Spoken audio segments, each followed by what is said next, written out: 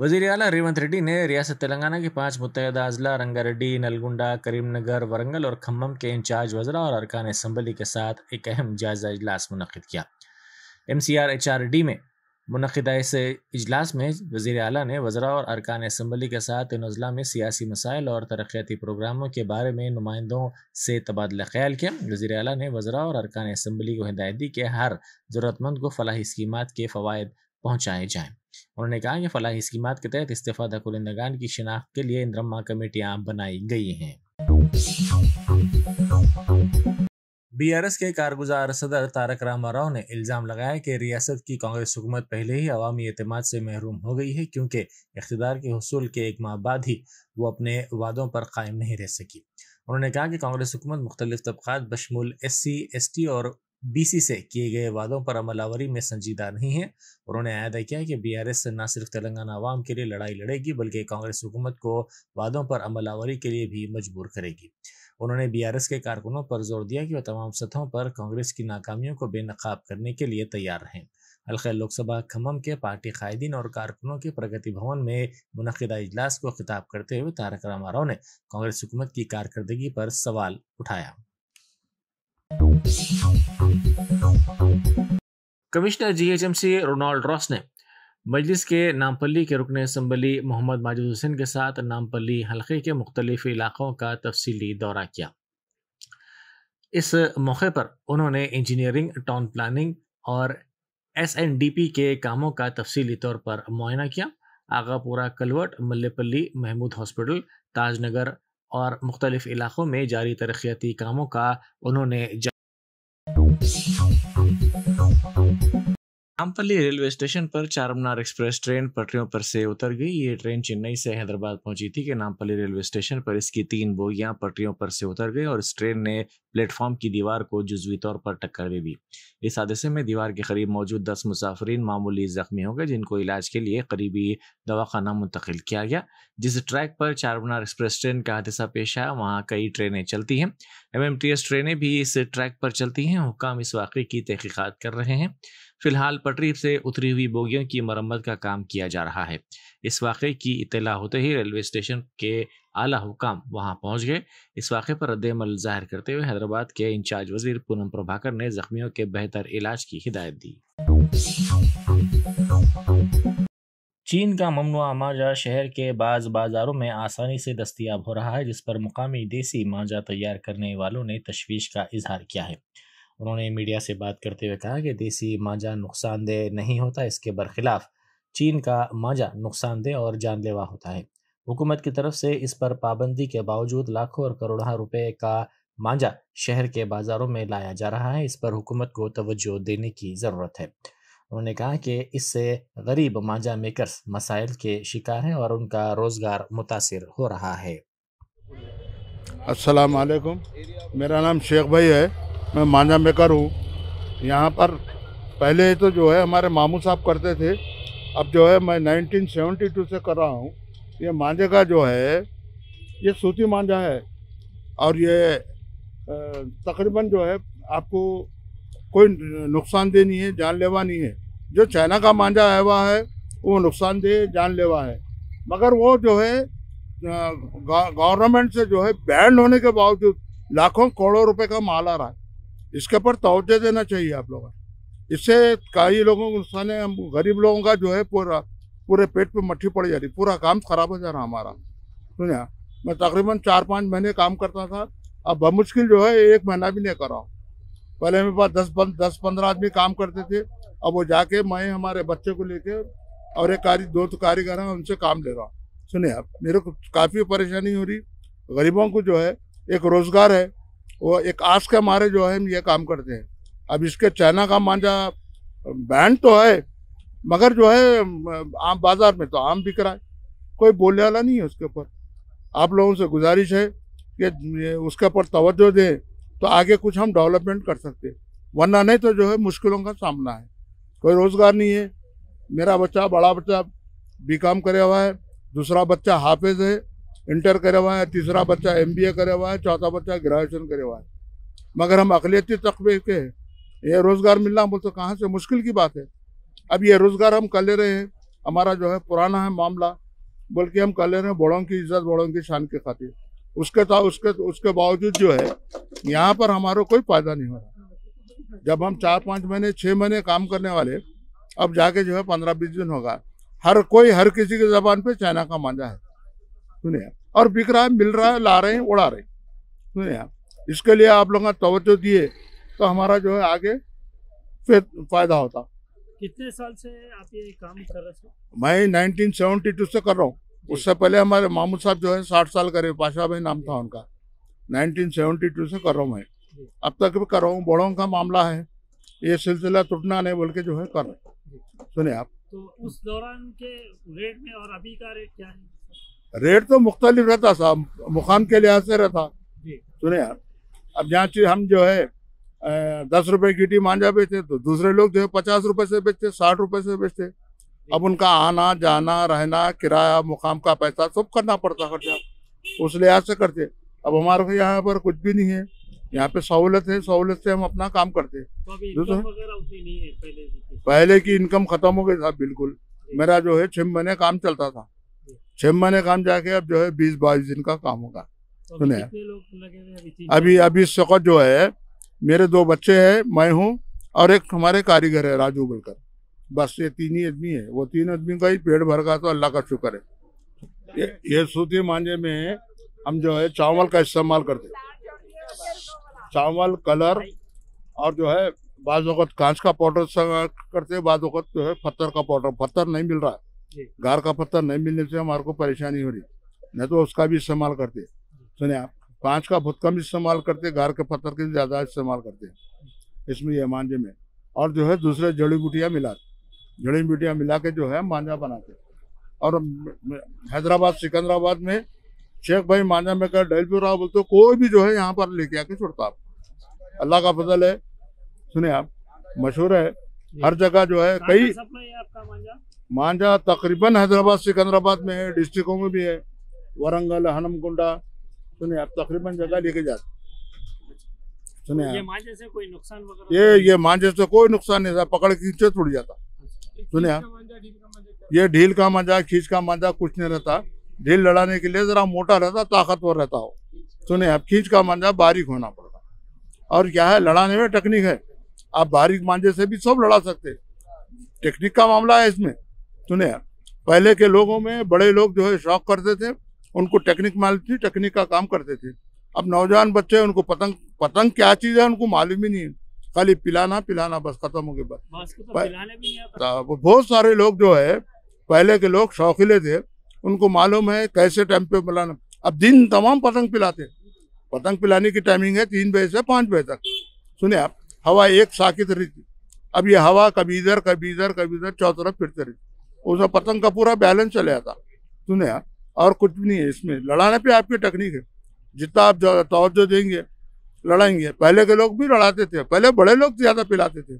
जब से चाइना का मांझा निकला, बड़े लोग हाथ ही नहीं लगा रहे, कहाँ लड़े झगड़े में जाएंगे, अरे भाई छोड़ दियो। सुनिए आप, शुक्रिया। आप गवर्नमेंट से जो है इल्तिमास है कि जो है गरीबों के लिए जो कुछ रहम व करम करें। सुनिए, कोशिश तो जारी है, मगर फिर भी माल आ रहा है। ट्रांसपोर्टों को एक नोटिस दे के जैसे ही माल आया आप लोगों को इंटीमेशन दी गई, तो वहाँ से जो है आप माल को जो है जब्त कर सकते। ये ड्रग्स कंट्रोल एडमिनिस्ट्रेशन तेलंगाना के अहदेदारों ने मेहदीपट्टनम इलाके में नकली मेहंदी के कोन्स की तैयारी के मरकज पर धावा किया। ये कोन्स जहरीले केमिकल का इस्तेमाल करते हुए तैयार किए जा रहे थे, जिनको जब्त कर लिया गया। ड्रग्स कंट्रोल एडमिनिस्ट्रेशन के अहदेदारों को इस बात की खुफिया इत्तला मिली थी। ये कार्रवाई अचानक की गई। जे किरण कुमार, ड्रग इंस्पेक्टर हनमकुंडा, को मार्केट में इस तरह के कोन्स की मौजूदगी की इत्तला मिली थी, जिसको इस मरकज की जानिब से तैयार किया जा रहा था। अहदेदारों ने इन कोन्स को जब्त करते हुए जांच के लिए भेज दिया। कुकटपल्ली की कौमी शाहरा पर लारी कार से टकरा गई। एक और लारी को ओवरटेक करने की कोशिश में इसके ड्राइवर ने इसका तवाजुन खो दिया और ये लारी कार से टकरा गई। इस हादसे में कार के पिछले हिस्से को शदीद तौर पर नुकसान पहुंचा। इस वाक़े में किसी के जख्मी होने या फिर किसी की हलाकत की कोई इत्तला नहीं मिली है। बताया जाता है कि लारी का ड्राइवर हालत नशे में था।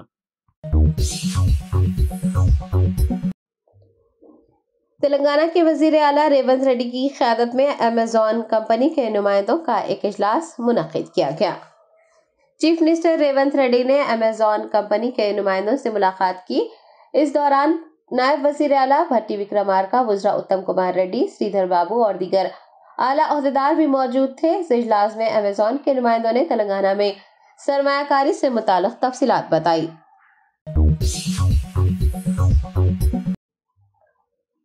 कुल हिंद मजलिस इत्तेहादुल मुस्लिमीन के सदर व हैदराबाद रुकने पार्लियामेंट असदुद्दीन ओवैसी ने निजामाबाद में एसएससी के तलबा में ऑल इन वन सालार मिलत मॉडल पेपर तकसीम किए। बेस्ट असदुद्दीन ओवैसी आज एक रोजा दौरे पर निजामाबाद पहुंचे, जहां उन्होंने मजलिस एजुकेशन एंड रिलीफ ट्रस्ट के ज़ेर एहतमाम एसएससी के तलबा में ऑल इन वन सालार मिलत मॉडल पेपर्स की तकसीम अमल में लाई। इस मौके पर उनके हमरा निजामाबाद के मजलिसी कायदीन और कारकुनान भी मौजूद थे। बेस्ट ओवैसी ने अपने खिताब में तलबा को ज़रीन मशवरों से नवाजा।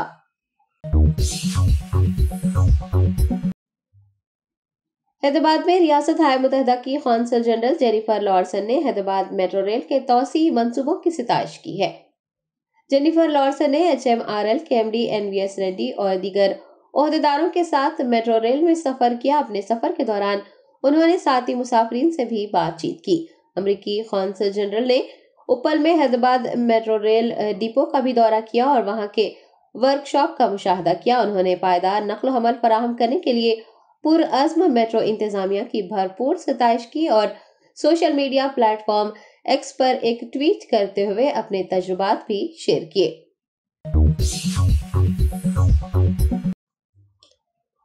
कांग्रेस पार्टी के सीनियर रहनुमा व साबिक रुकन राज्यसभा वी हनुमंत राव ने एक प्रेस कॉन्फ्रेंस को मुखातिब करते हुए धरनी पोर्टल की तश्कील 9 के लिए मुकर्रर की गई कमेटी से ख्वाहिश की है कि वो धरनी पोर्टल के तहत जिन लोगों की अराजियात को हड़प कर लिया गया है वो उन लोगों को उनके अराजियात वापस करने के इक़दाम करें। वी हनुमंत राव ने कांग्रेस पार्टी के दफ्तर गांधी भवन में एक प्रेस कॉन्फ्रेंस को मुखातिब करते हुए कहा कि वो धरनी की तश्कील 9 के लिए मुकर्रर की गई कमेटी के अराकीन को वजीर आला को सौंपे गए एक मकतूब की कॉपी हवाले करेंगे। धरनी के जरिए बेईमानी की गई है। उन्होंने साबिक BRS हुकूमत को तनकीद का निशाना बनाते हुए कहा कि साबिक वजीर आजम इंदिरा गांधी की दी गई अराजियात को तक वापस ले लिया गया और अब मुतासिन के साथ इंसाफ करना चाहिए। वी हनुमंत राव ने धरनी को मनसूख करने और नया कानून नाफिज करने, गरीबों को मख्तास की गई अराजी जिसे छीन लिया गया है उस अराजी को वापस करने की ख्वाहिश की है। उन्होंने कमेटी के अराकीन को अराजियात वापस करने का काम तरजीह बुनियादों पर करने का मशवरा दिया है ताकि लोगों में कांग्रेस हुकूमत के तय एतमाद बहाल हो सके। सरकार में थे एक धरनी बोल के धरनी लगा के जितने भी गरीबों को ज़मीन इंदिरा गांधी दी थी उस ज़माने में जो खेती करते उसको भी ज़मीन देना। बड़े बड़े सरमाएदारों के पास 400 एकड़ 500 एकड़ 1000 एकड़ था। उसमें से किसारा दायरे में 94 एकड़ 10 हारीजरों को दिए थे। वो 1981 में दिए थे। उसमें से 2 किसान मरने के बाद झूठा सिग्नेचर करके हाई कोर्ट में अपील करके वो ज़मीन हमको वापस दे दिए बोल के अपने बहुओं के नाम पे रिकॉर्ड हुआ। 2001 तक इनका नाम है, 2001 तक। उसके बाद मालूम हुआ तो ये बाप बेचारे गरीबा कहा जाते, हाई कोर्ट जाना, लोअर कोर्ट जाना, फिर भी उन इधर उधर अपना 4 पैसे उधर उधर मांग लेके कोर्टों में गए। उसके बाद मुझे मालूम हुआ तो मैं वहाँ गया, जॉइंट कलेक्टर से मिला। इतना अन्याय कहीं नहीं होता। इंदिरा गांधी दिए सो ज़मीन कैसा वापस लेते? फिर सरमाएदार बोले तो नहीं साहब इनका फेवर है बोले। बाद में उन्हें अपना मैनेज कोर्ट पे केस चल रहा, उसके बाद RDO और MRO दोनों मिलके उनके फेवर उनके बहुओं के नाम पे लिखा दिया। 2001 में मालूम हुआ इन लोगों को, कोर्ट से ऑर्डर ले लेके रेवेन्यू में मैनेज कर लिया। उसके बाद लेआउट भी दिए। HMDA वाले लेआउट कैसा देते? जब सरकार में कोर्ट में केस चल रहा तो लेआउट कैसा दिए? HMDA के ऑफिस को गया, मैं कोदन रेड्डी गए, कागज जो बोले तो नहीं दिए। आखिरी में राइट टू इंफॉर्मेशन गए तो वहां से भी लेटर आए तो।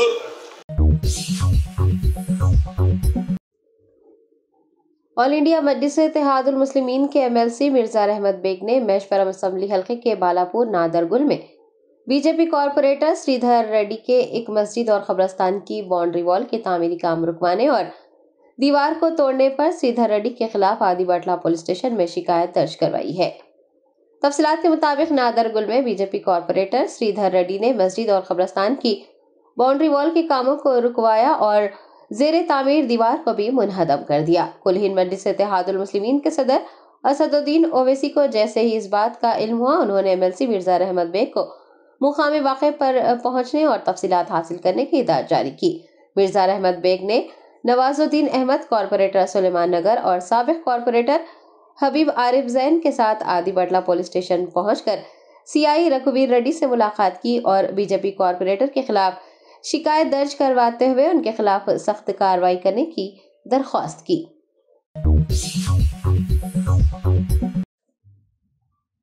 तेलंगाना प्रदेश कांग्रेस कमेटी के वाइस चेयरमैन निरंजन रेड्डी ने कहा कि मेदीगड्डा प्रोजेक्ट में हुई बेज़ाब्तगियों की अदालती तहकीकात करवाने का हुकूमत ने जो फैसला लिया है, अवाम और कांग्रेस पार्टी दोनों इसका खैर मुकद्दम करती है।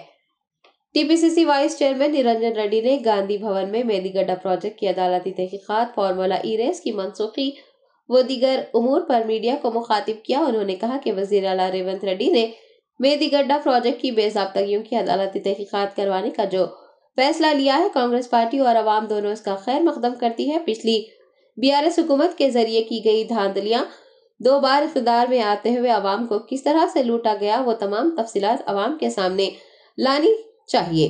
फार्मूला ई-रेस की मनसूखी के बाद BRS कायदीन की जानिब से कांग्रेस हुकूमत पर तनकीद करने पर जी निरंजन रेड्डी ने कहा कि HMDA के एक अफसर ने 55 करोड़ रुपए ट्रांसफर किए थे और इस पूरे मामले में मुलविस तमाम अफराद पर कार्रवाई की जानी चाहिए। जो एप्लीकेशन फॉर्म्स को नहीं ट्रांसपोर्ट करते हुए देखा गया, ये बहुत बड़ी अफसोस की बात है। पूरे ऑफिसर्स जो भी जिम्मेदारी, डिस्ट्रिक्ट कलेक्टर्स वगैरह जिम्मेदारी के साथ नहीं ये काम को निभाना चाहिए। लोगों में ये एहसास पैदा होना कि नहीं, हम जो एप्लीकेशन दिए हर एक एप्लीकेशन का गौर किया जाता है गवर्नमेंट के तरफ से और हमारे साथ न्याय होता बोल के ये उम्मीद नहीं आवाम में होना चाहिए। तो मैं पूरे ऑफिस से ने कांग्रेस पार्टी के तरफ से उन लोगों को रिक्वेस्ट करता हूं कि जिम्मेदारी से आपने ये एप्लीकेशंस का गौर कीजिए। और दूसरी बात ये है, कुछ जगहों पर, पूरे जगहों पर नहीं, कुछ जगहों पर आधार कार्ड को अपडेट करने में नहीं, कुछ लोगों को नहीं, कुछ मुसीबतें पैदा हो रहे।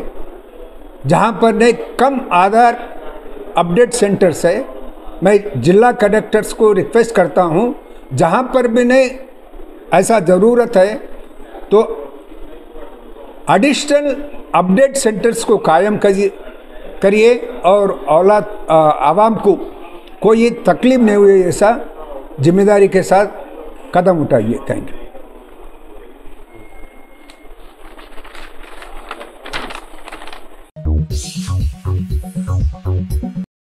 राष्ट्रपति भवन में मुनक़िदा पुरवक़ार तक़रीब में सदर जमहूरिया द्रौपदी मुर्मू ने तेलंगाना के बॉक्सर मोहम्मद हुसामुद्दीन को अर्जुन अवार्ड दिया। 2022 में उर्दन ओमान में मुक्केबाजी मुकाबले में 27 किलोग्राम ज़ुमरे में कांसे का तमगा, 2022 में बर्मिंघम में खेलों में कांसे का तमगा उनको हासिल हुआ था। मुक्केबाजी में उनके नुमाया मुजाहरे पर यह अवार्ड दिया गया।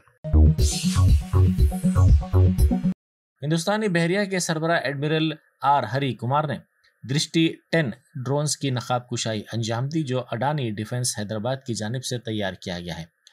कंपनी का कहना है कि ये असरी इंटेलिजेंस का हामिल ड्रोन है, जिसके जरिए निगरानी में इजाफा हो सकेगा। नेवल मैरीटाइम ऑपरेशंस में शामिल होने के लिए इसको हैदराबाद से पोरबंदर लाया गया।